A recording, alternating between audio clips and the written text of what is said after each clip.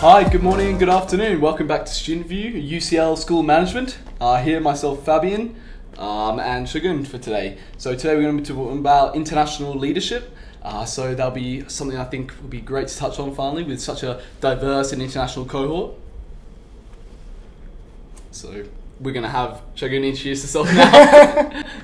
I'm Shagun Goel, and thank you for having me on the show. I'm from India, and I came to the UK in 2018 and pursued an undergrad in economics from University of Bath, where I also took a year out in industry and worked in Deloitte in their consulting division.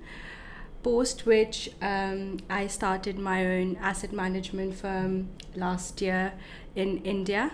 And now currently I'm pursuing a master's in finance here at the UCL. Outside the academic world, I'm an athlete. I like to run, play basketball and squash, and in my free time I read. Brilliant. That's good. Yeah, that's great. So you mentioned that you have your own company now. Like a year back you founded it. Congratulations on that. What have been your first steps as a leader, like your first leadership responsibilities? I think my first steps as a leader started with an incident when I was 16 years old and came back from the school and straight went to my dad's office because mum wasn't at home. So I was dropped at the office and was feeling really motivated and growing up, and went to my dad and I was like, hey dad, like where should I start? I want to learn and I want to work. And his words at that time was, I'm not going to tell you what to do, you have to figure it out yourself. And at that time I felt like really bad, and I was like, he's not telling me what to do, and like I'm so young and I don't know where to start from. But then now that I look back, from that day till now, my dad hasn't ever told me what to do and how to do it. So like I think being an entrepreneur and a leader, nobody really tells you what to do. You have to kind of figure it out yourself. And I think one thing that's when I think I started taking, you have to take the first steps, you have to take the initiative. And with that, I think, which really inspired me, and after which I was also awarded the Resilient Student of the Year award by Deloitte for my excellent performance in academics and at work, which really, really inspired me and gave me the motivation that, okay, I'm on the right track, I'm on the right path. And post which I founded my asset management firm. So I think that was like that incident. I think I look back and see that's where I think I got my leadership skills from. And sometimes it's like you don't really want to do it. Sometimes you have to force yourself to do it because no one really comes and tells you you have to do it. You have to do it yourself.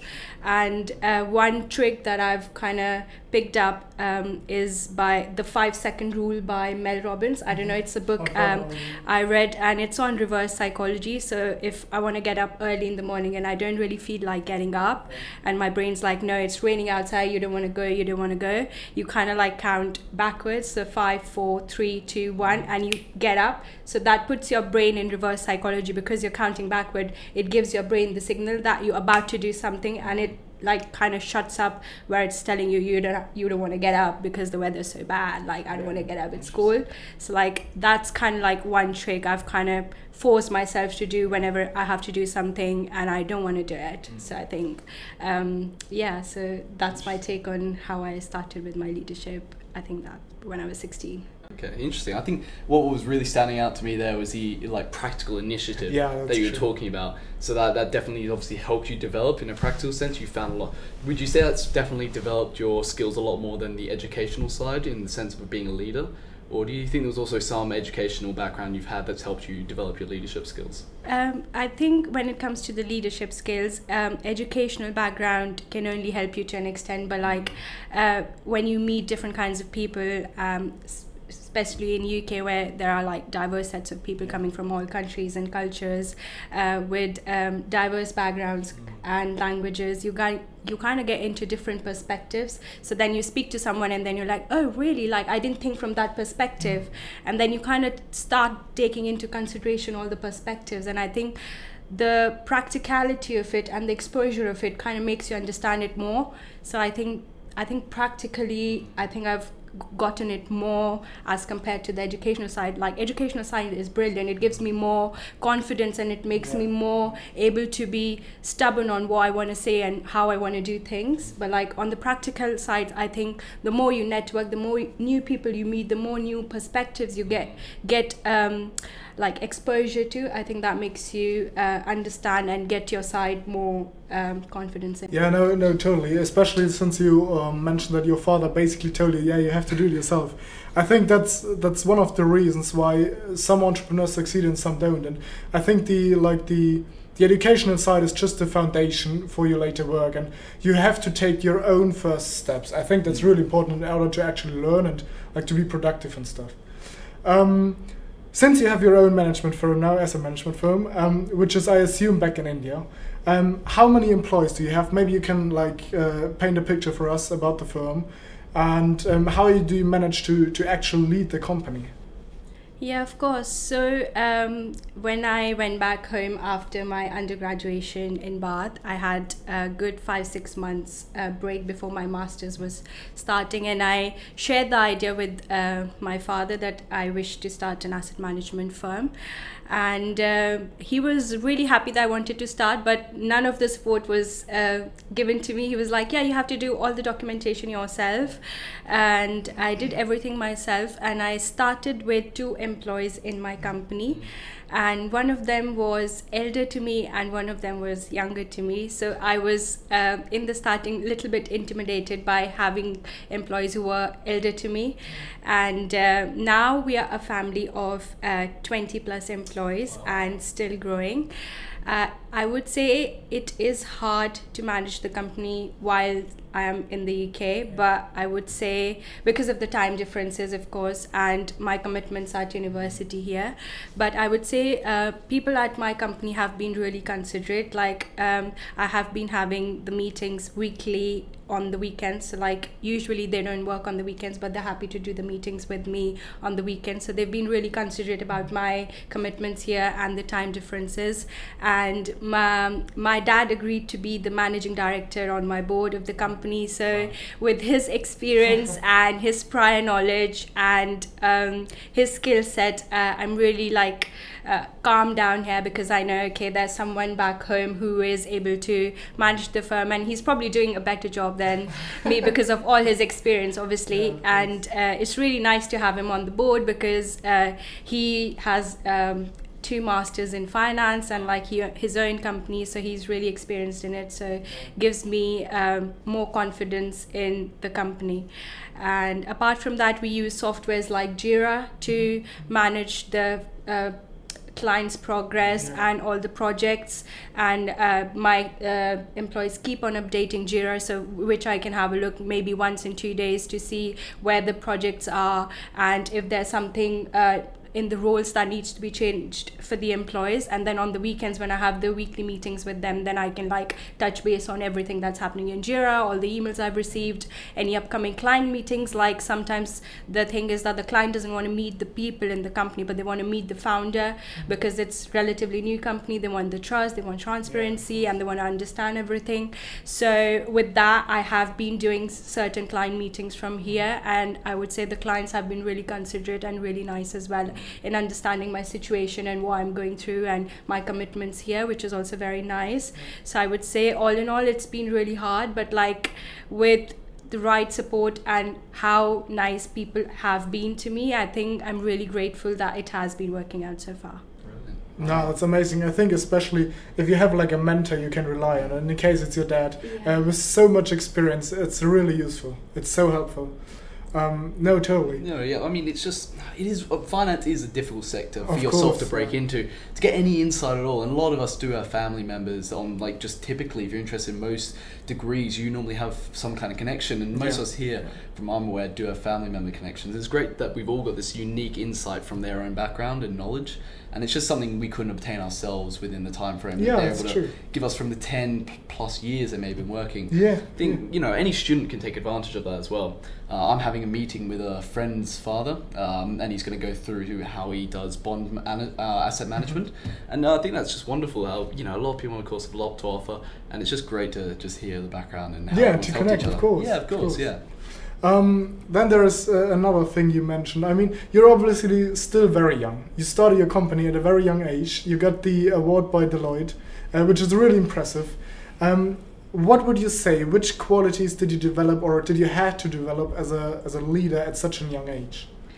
I would say, first of all, I was really intimidated when I started my firm at such a young age, because people do tend to challenge young entrepreneurs just because they feel they're young, they're not mature enough. But I feel because once you have that entrepreneurship mindset, once you have that leader mindset, like I always knew that I wanted to start a firm. So like it really depends on the circumstances and when you are able to actually start the firm. I had the time to start it back then, so I started. Maybe if I had the time earlier to start the firm, I could have started it earlier. But then one thing I've realized is never let anyone laugh on you. Like, it's not funny. So you have to like stand your ground, you have to be confident, but at the same time you have to be kind and you have to be polite, and you have to understand that there's something to learn from everyone around you. Like, I'm never the harsh person that, okay, it's my firm, like I know everything. No, I think people who work in my firm or are even younger to me, I've learned something from them, and because they're working at an age which is even younger to me, like I always have so much respect for them, and so much they can actually teach me as to how they're working under pressure. But one more thing which I think has really helped me be a better leader for my company and people who work for me is being highly organized. I think being highly organized in such a dynamic environment in the world now is really important. I take 15 minutes off my day in the evening to plan my next day, because the 15 minutes you spend planning actually improves and makes you more productive by 2 or 3 hours the next day. Like, all my meals I plan beforehand, the day before, all my clothes, everything, and I make a to-do list. And then in the to-do list, there's a book, I don't know if you guys read it, but it's called Eat the Frog. And in that book they tell you to make a to-do list, but like the next morning, eat your ugliest frog first. So that means do the hardest and the most important task first thing in the morning, because that sets the right tone for the day. And you have to control your urge to do the easier tasks, because there's going to be the 80-20 rule, where 20% of the tasks are very important and 80% are not very important. So even if you do the 80% of the tasks next day, you're going to feel good that you've done the 80% of the tasks, but then those are not really the most important tasks that's going to help you drive further into life. The 20%, the difficult ones, are the ones. So you have to control your urge to work on the easier task. Oh yeah, I'm sitting, I can take a break of 5 minutes, I'll quickly go to the bank, deposit the money and come back, and that's one task done. Tick. No, if you're applying for jobs or you have an article to write, like sit down first thing in the morning and get it done right. Like eat your ugliest frog, and then you set the right tone for the day. So I think being really organized and planning your day ahead improves your productivity and makes you so much more confident and drive you like so much ahead. Interesting. Okay. No, that is totally true. I can so much relate to that, because I do it normally in the morning to plan my day ahead. Maybe there is one last question sitting on both of us. Since you have your own company now at home, but you still decided to go for an MSc Finance at UCL, how would you say you can either build up on your past experience, but how does the finance master at UCL actually help you to further develop your skill set? That's a really good question. I think with the UCL finance degree, I think one thing that I would really say has helped me be really productive and be in that mindset is because the School of Management is located in Canary Wharf. The location of the university is so ideal for me to be in that zone of working in being in that corporate mindset where I know I have to get the work done, where I'm serious about my stuff and my tasks. The university is in such a ideal location for me to work. So every morning I come in, it doesn't feel like I'm coming in a university. It feels like a corporate environment because it's in a corporate building. So I think the location of the university itself has played a really big role in giving me the right zone of mind and getting my ideas and my actions in the place and not letting me get distracted, because usually university is all about fun and making friends, and like you kind of lose your track sometimes. But I think I haven't lost the track. I've been in the right mindset. I have been able to get all my stuff done. So I think that's one thing which the degree and the school has really helped me with. Apart from that, I am still on my way to finish my degree. I've picked a really interesting dissertation topic.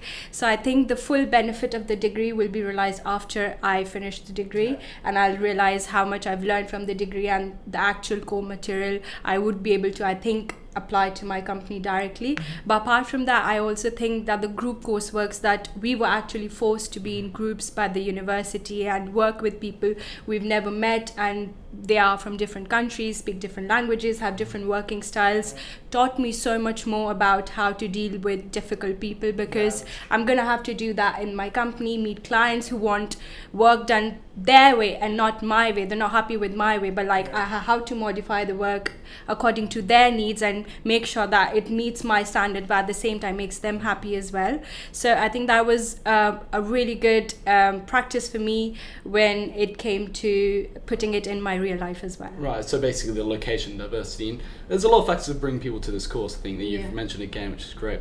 Unfortunately, we have to wrap it up there, so thank you so much for taking the time. Thanks for being here. And remember to follow, subscribe, and hit that like button. And Brilliant. See you in the next episode, guys. See you, thank you. All right, bye-bye. Bye.